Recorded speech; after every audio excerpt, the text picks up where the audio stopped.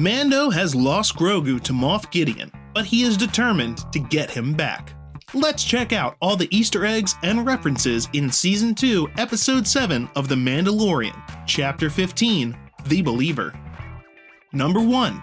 Prison Scrapyard. To find out where Moff Gideon is hiding, Din Djarin needs the help of ex-Imperial Merfeld, whom we met in Season 1 and is currently serving time in a New Republic prison camp. We also see a prison ship, like the one they raided in Season 1, bringing more prisoners down to the planet, as well as one of the robot droids who was keeping guard on the ship itself. Number 2. Boba Fett. Boba Fett is back. And since the last episode, when he retrieved his armor, he now has had time to make it look good. I mean, it looks even better than in the original trilogy. Sharp-eyed fans will notice the sigil of Jaster Muriel on his chestplate. Jaster was the Mandalorian that gave Boba's father Jango the Mandalorian armor that Boba now wears. Number 3. Merfeld. Migs Merfeld is an ex-Imperial turned mercenary that Mando worked with in the first season before being betrayed by him. For that betrayal, Mando left him locked up, but now that they need his help, they have broken him out of prison. Merfeld is an interesting character and tries to show Mando how, from a certain point of view, that point of view being the innocents on the planet, the New Republic and the Empire are basically the same thing: invaders. Yeah, Empire, New Republic. It's all the same to these people.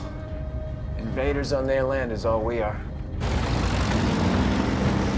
He calls himself a realist and is particularly interested in Mando's rules about his Mandalorian armor. Number 4. Taking off the armor.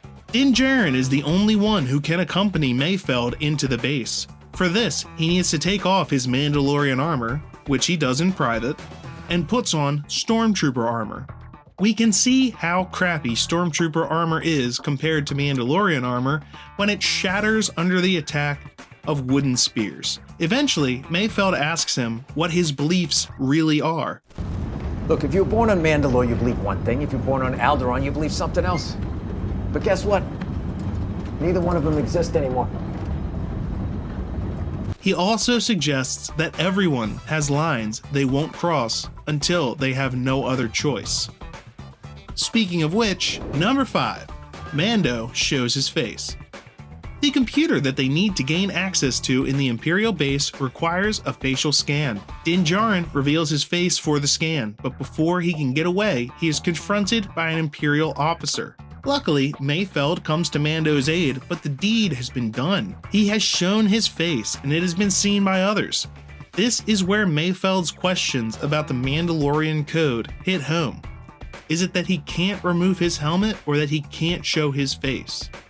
Also, Din has now seen people such as Boba Fett and Bo-Katan, whom he considers to be Mandalorians, and they take their helmets off in front of others. Mostly though, this scene comes down to him being willing to do anything to save Grogu. You have something I want. You may think you have some idea what you are in possession of, but you do not. Soon, he will be back with me. He means more to me than you will ever know. Number 6. TPS Reports. When Merfeld comes in to try and save Mando, he says, "Let's go, we gotta fill out those TPS reports." This is a small yet hilarious reference to the movie Office Space. If you didn't get the reference, you should go watch the movie. It's a late 90s classic and well worth a watch. Number 7. Operation Cinder. Mando and Merfeld are forced into sitting and drinking with an Imperial officer. This is an officer whom Merfeld used to serve under, and he takes this opportunity to question the officer about Operation Cinder. Operation Cinder was a scorched earth strategy that Palpatine left orders to be carried out should he die. The orders were extreme and called on Imperial officers to wipe out entire settlements and planets and take drastic measures. This was one of the main plot lines of the game Star Wars Battlefront 2. The end result was that any Imperials who carried out those orders were known to be 100% loyal and also extremists. Merfeld shows resentment for all the lives that were callously thrown away, both the innocents and the Imperial soldiers he fought beside. Yep. All heroes of the Empire. Yeah. And all dead. Well, it's a small sacrifice for the greater good, son. Depends on who you ask, don't you think? The officer says it's all worth it, and when things get bad enough, people will long for the Empire's return. When he holds up his drink to toast the Empire, Merfeld shoots him.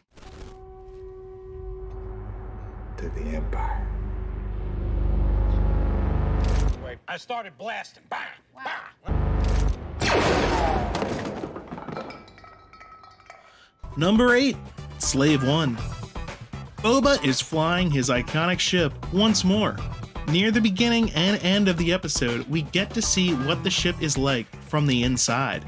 We are shown a small area for passengers that rotates as the ship changes from its landing and flight modes. This is totally cool, as we have only ever seen the outside of the ship and the cockpit. Also, near the end of the episode, they are being followed by 2 TIE fighters. Boba releases a seismic charge that makes quick work of them and made many fans, like myself, cheer. The seismic charges were first shown in Episode 2, Attack of the Clones, and fans have loved them ever since. I myself enjoy dropping them on fools in Star Wars Battlefront 2 Starfighter Assault.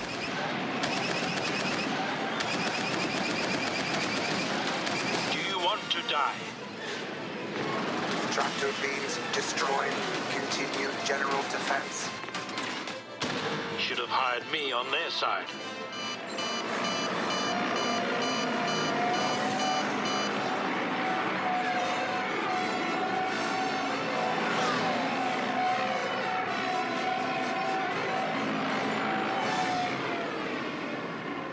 What did you think of the episode? Tell us in the comments below. Next episode is the last for the season. What will happen? Make sure to like and subscribe so you don't miss any updates. See you next time.